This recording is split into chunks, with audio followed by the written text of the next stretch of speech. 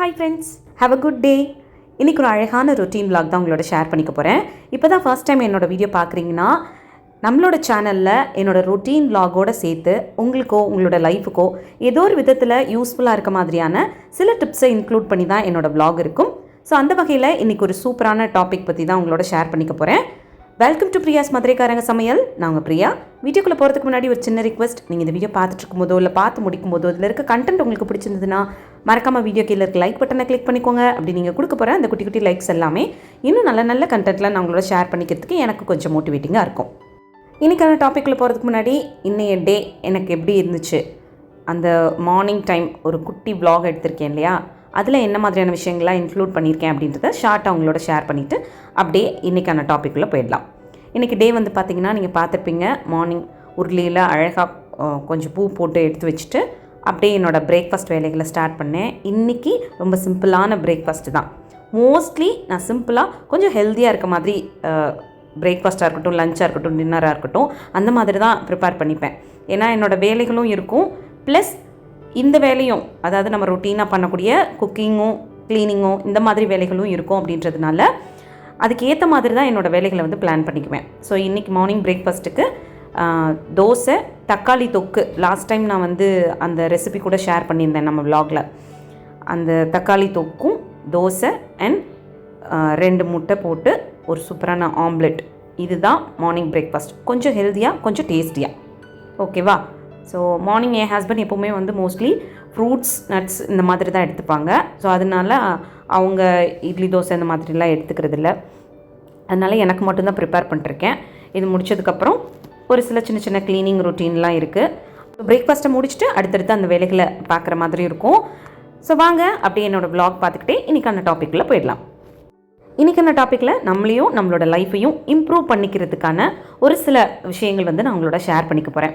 இந்த விஷயத்த கேட்குறதோடு மட்டும் இல்லாமல் நம்மளோட லைஃப்லேயும் அதை ஃபாலோ பண்ண ஸ்டார்ட் பண்ணோன்னா கண்டிப்பாக அஸ் அ பர்சனாகவும் சரி, நம்மளோட லைஃப்பும் சரி, நிறைய விதத்தில் இம்ப்ரூவ் ஆகும்.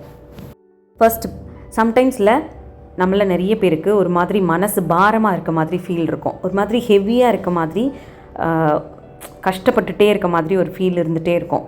ஏதோ ஒரு விஷயம் நம்ம மனசை போட்டு அழுத்துகிட்டே இருக்க மாதிரி இருக்கும்.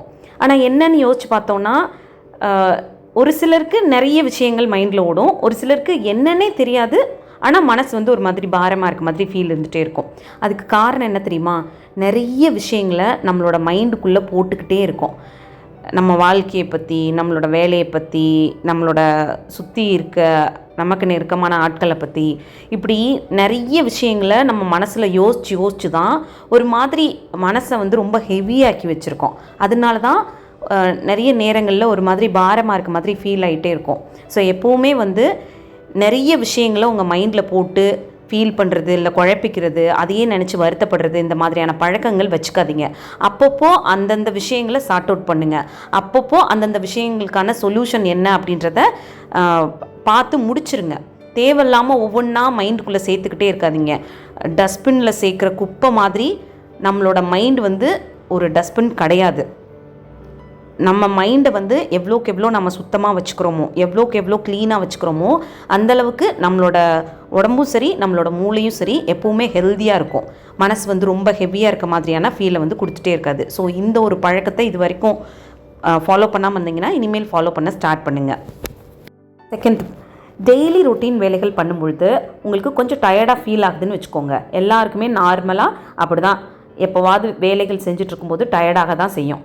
ஒரு 45 மினிட்ஸ் வேலை பார்த்துருக்கீங்க, கொஞ்சம் ஒரு மாதிரி டயர்டாக இருக்க மாதிரி ஃபீல் ஆகுதுன்னா நீங்கள் பார்த்துட்ருக்க வேலையை அப்படியே ஸ்டாப் பண்ணி வச்சுட்டு ஒரு 10 நிமிஷம் கண்ணை மூடி பெட்லேயோ இல்லை சோஃபாலேயோ சேர்லேயோ சாஞ்சு படுத்துட்டு ஃபோன் எதையும் பார்க்காம கொஞ்ச நேரம் உடம்புக்கும் உங்களோட மூளைக்கும் ரெஸ்ட்டு கொடுத்துட்டு அதுக்கப்புறம் திரும்ப நீங்கள் பார்த்துட்ருக்க வேலையை கண்டினியூ பண்ணுங்கள். இப்படி பண்ணும்பொழுது அகெயின் அந்த வேலையை ரெஸ்ட் எடுத்துகிட்டு ஸ்டார்ட் பண்ணும்பொழுது கொஞ்சம் நீங்கள் பிரிஸ்காக அந்த வேலைகளை பார்க்க முடியும். நம்மள நிறைய பேர் பண்ணக்கூடிய தப்பு என்னென்னா, அந்த ஒரு 45 மினிட்ஸ் வேலை பார்த்து டயர்டாகும் பார்த்தீங்களா, அப்போவே வந்து சரி இந்த வேலையை முடிச்சுருவோம், இந்த வேலையை முடிச்சுட்டு ரெஸ்ட் எடுப்போம், அந்த வேலையை முடிச்சுட்டு ரெஸ்ட் எடுப்போன்னு ஒரு 2 மணி நேரம் 3 மணி நேரம் தொடர்ந்து வேலை பார்க்கும்பொழுது அந்த டயர்டாக இருந்த ஒரு சின்ன ஃபீலிங் வந்து என்ன ஆகும்னா ஒரு மாதிரி ட்ரைன் அவுட் ஆன மாதிரி ஆகிடும். அடுத்து நம்ம வேலைகளை பார்க்க முடியாத அளவுக்கு நம்மளோட உடம்பும் நம்மளோட மூளையும் மனசும் நமக்கு சப்போர்ட் பண்ணாமல் போயிடும்.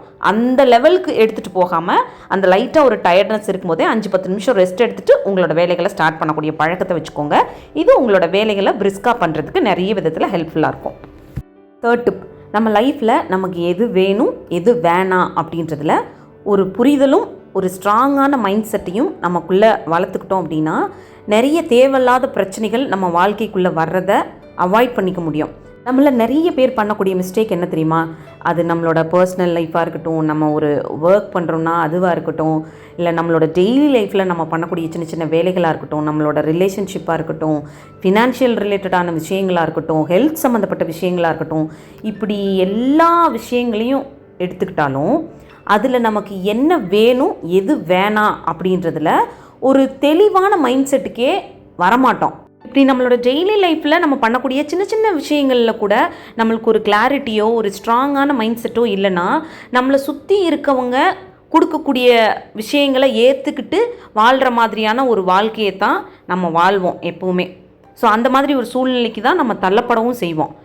ஒருத்தர் வந்து நம்ம வாழ்க்கையில் இதுதான் சரி இதை பண்ணுங்க அப்படின்னு ஒரு விஷயத்தில் சொன்னாங்கன்னா அதை எடுத்து பண்ண ஆரம்பிப்போம்.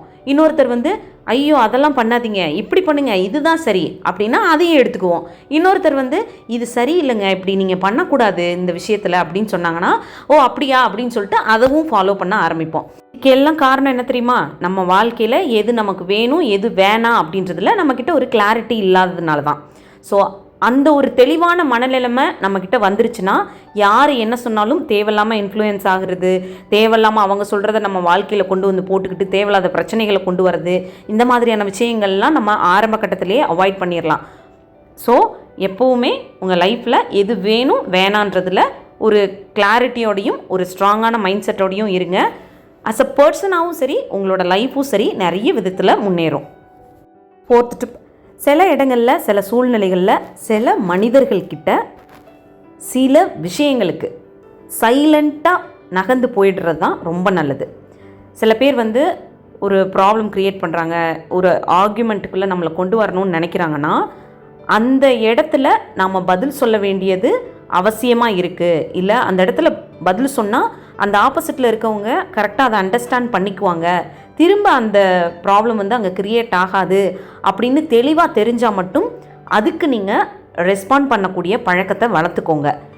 அப்படி இல்லை என்னதான் நம்ம கற்றுன்னு கற்றுனா கூட அந்த ஆப்போசிட்டில் இருக்கவங்க திருப்பி அதே பிரச்சனையை தான் கொண்டு வருவாங்க, அவங்களுக்கு நம்ம சொல்கிறது எதுவுமே புரியாது, நம்ம சொன்னாலும் அதை புரிஞ்சுக்கக்கூடிய மனப்பக்குவம் அவங்களுக்கு கிடையாதுன்னா அந்த இடத்துல சைலண்ட்டாக நகர்ந்து போயிடுறது தான் ரொம்ப நல்லது. ஏன்னா அவ்வளோ கற்று நம்மளோட எனர்ஜி வேஸ்ட் ஆகும், டைம் வேஸ்ட் ஆகும். அண்ட் ஆல்சோ சில இடங்களில் நம்மளோட செல்ஃப் ரெஸ்பெக்ட் கூட போயிடுறதுக்கு வாய்ப்புகள் இருக்கும். ஏன்னா அந்த மாதிரியான ஆட்களுக்கு நம்ம பதில் சொன்னோம் அப்படின்னா அது நம்ம மரியாதையை நம்மளே குறைச்சிக்கிற மாதிரி ஆகிடும். ஸோ இந்த மாதிரி இடங்களில் சைலண்ட்டாக கடந்து போய்டுறது ரொம்ப நல்லது. அது நம்மளை பீஸ்ஃபுல்லாக வச்சுக்கிறதுக்கு ஹெல்ப் பண்ணும். ஸோ அவ்வளோதான். இன்னொரு யூஸ்ஃபுல்லான வீடியோட நான் உங்களை மீட் பண்ணுறேன். இந்த வீடியோ பிடிச்சிருந்தால் மறக்காமல் லைக் பண்ணுங்கள். இன்னும் நம்ம சேனலை சப்ஸ்கிரைப் பண்ணலன்னா ப்ளீஸ் சப்ஸ்கிரைப் பண்ணிக்கோங்க. தேங்க்யூ.